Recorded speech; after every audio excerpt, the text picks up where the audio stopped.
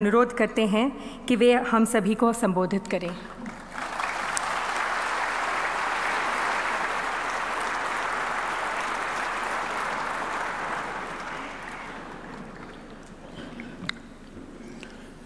कर्नाटका के मुख्यमंत्री श्री बसवराज बोम्माई जी, सद्गुरु श्री मधुसूदन साई जी, मंच पर उपस्थित महानुभाव, देवियों और सज्जनों, कर्नाटकದ ಎಲ್ಲ ಸಹೋದರ ಸಹೋದರಿಯರಿಗೆ ನನ್ನ ನಮಸ್ಕಾರಗಳು।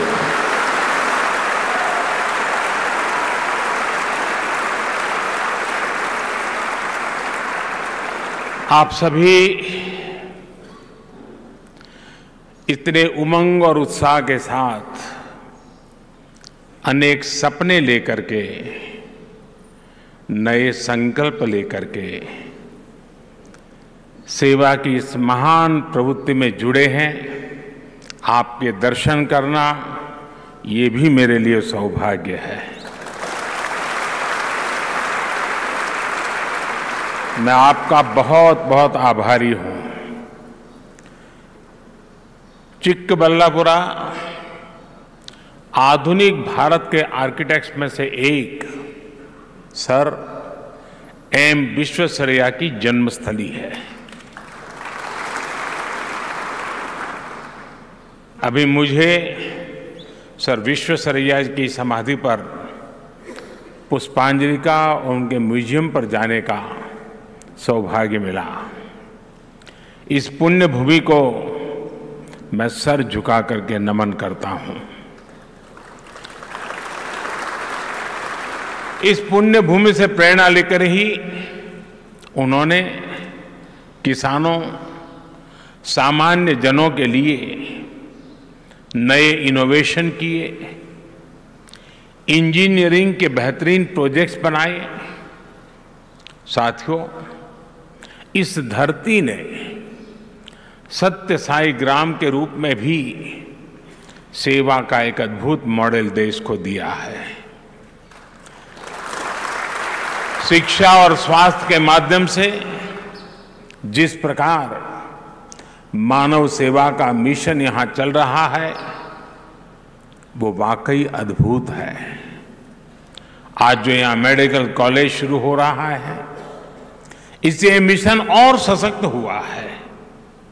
Shri Madhusudan Sai institute of medical science and research हर वर्ष अनेक नए प्रतिभावान डॉक्टर देश की कोटि कोटि जनता की सेवा में राष्ट्र को समर्पित करेगा। मैं संस्थान को और चिक्कबल्लापुरा यहां के सभी लोगों को बहुत बहुत बधाई देता हूं। भाइयों और बहनों, आजादी के अमृत महोत्सव में देश ने विकसित होने का संकल्प लिया है। कई बार लोग पूछते हैं कि भारत इतने कम समय में, क्योंकि मैंने कहा है 2047 जब आजादी के 100 साल होंगे, तो लोग पूछते हैं कि इतने कम समय में भारत विकसित कैसे बनेगा। इतनी चुनौतियां हैं, इतना काम है, इतने काम कम समय में पूरा कैसे होगा। इस सवाल का एक ही जवाब है, सशक्त जवाब है, संकल्प से भरा जवाब है, सिद्धियां प्राप्त होने की ताकत वाला जवाब है, और वो जवाब है सबका प्रयास।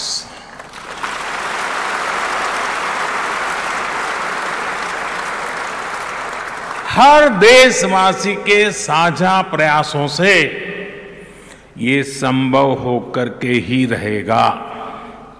इसलिए भाजपा सरकार निरंतर सबकी भागीदारी पर बल दे रही है।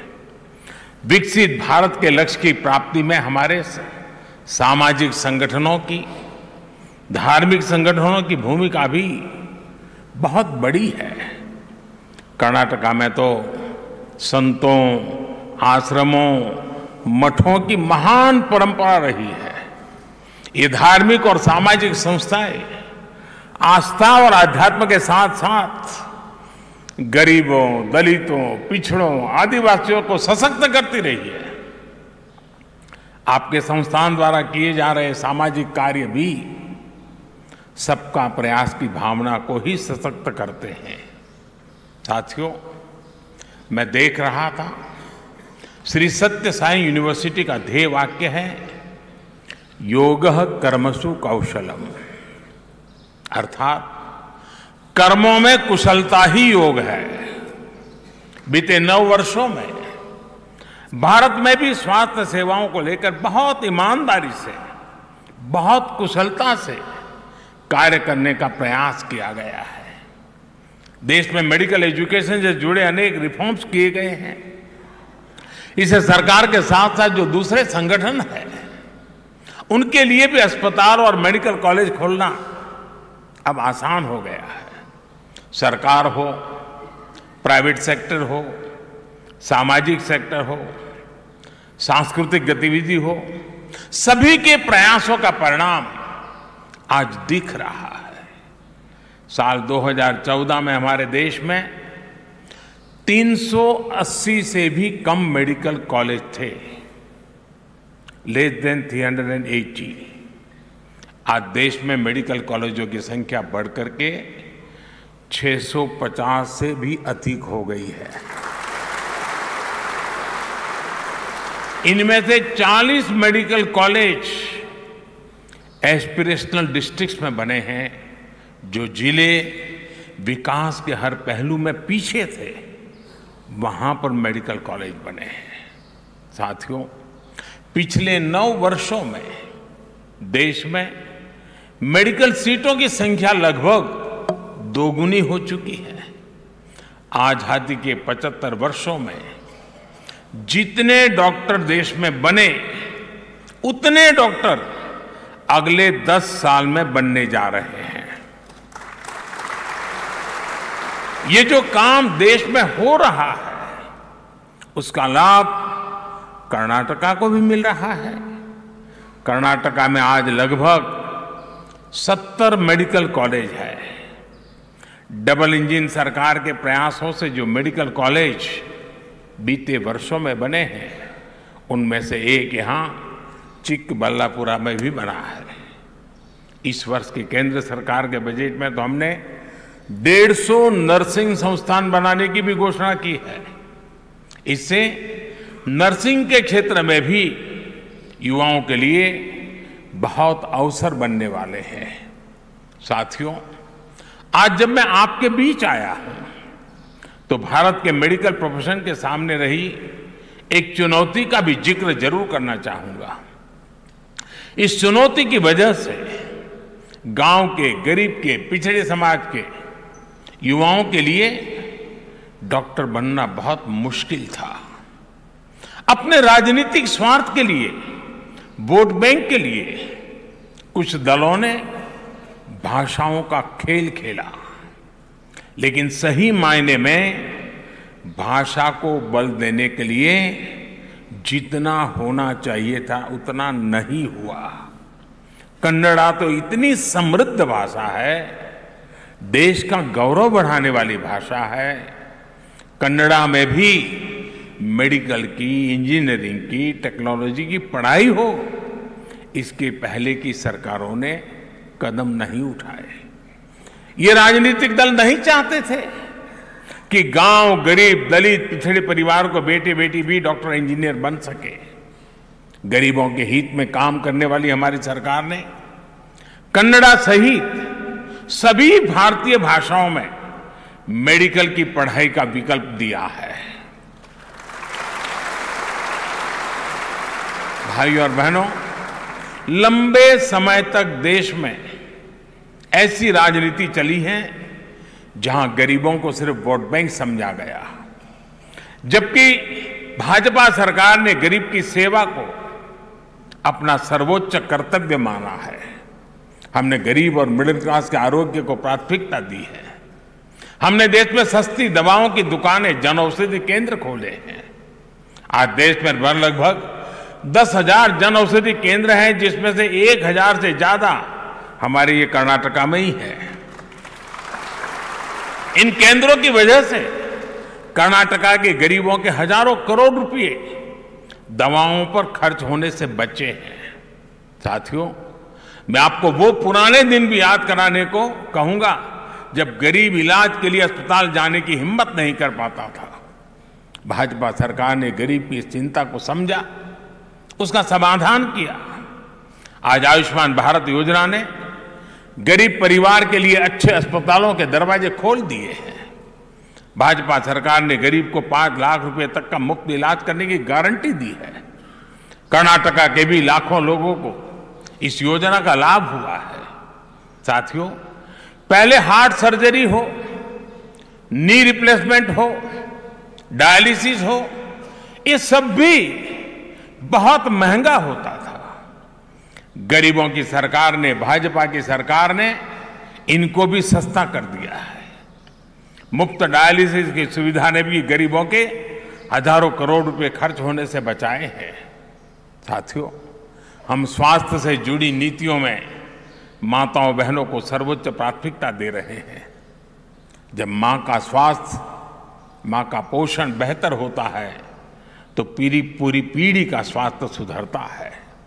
इसलिए चाहे शौचालय बनाने की योजना हो, मुफ्त गैस कनेक्शन की योजना हो, हर घर तक नल से जल पहुंचाने की योजना हो, मुफ्त सैनिटरी पैड्स देने की योजना हो, या पौष्टिक खाने के लिए सीधे बैंक में पैसे भेजना हो, ये सब माताओं बहनों के स्वास्थ्य को ध्यान में रखते हुए किया जा रहा है। विशेषकर ब्रेस्ट कैंसर को लेकर भी भाजपा सरकार सतर्क है। अब गांवों में जो हेल्थ एंड वेलनेस सेंटर खोले जा रहे हैं, वहां पर ऐसी बीमारियों की स्क्रीनिंग का प्रयास हो रहा है। मकसद यही है कि शुरुआती दौर में ही बीमारियों की पहचान की जा सके। इससे माताओं बहनों के जीवन पर बड़े संकट को हम रोकने में सफल हो रहे हैं। मैं बोम्मई जी और उनकी टीम को बधाई दूंगा कि कर्नाटका में भी 9,000 से अधिक हेल्थ एंड वेलनेस सेंटर बने हैं।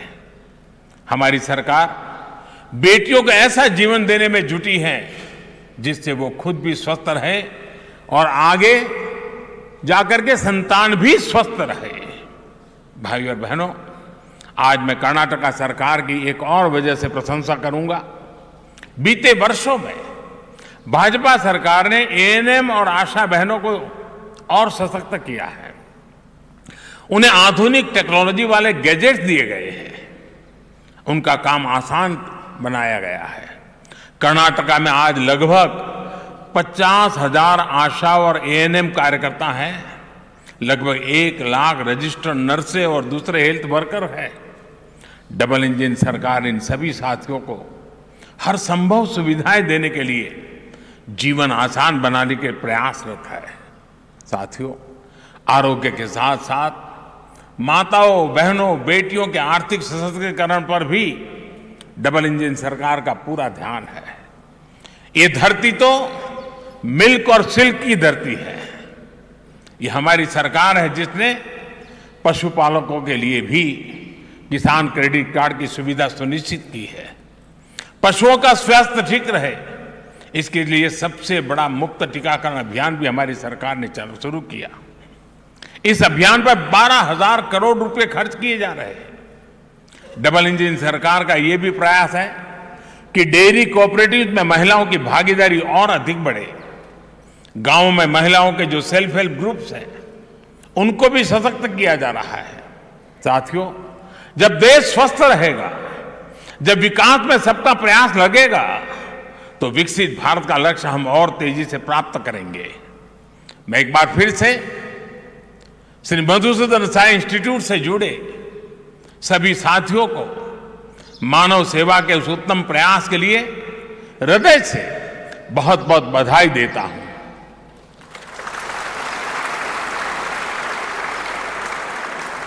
भगवान साईं बाबा से मेरा बहुत निकट संबंध रहा और हमारे श्रीनिवास जी से भी काफी नाता रहा पुराना। करीब 40 साल हो गए इस नाते को। और इसलिए न मैं यहाँ अतिथि हूँ, न मैं मेहमान हूँ, मैं तो आप ही के यहाँ की इस धरती का ही संतान हूँ।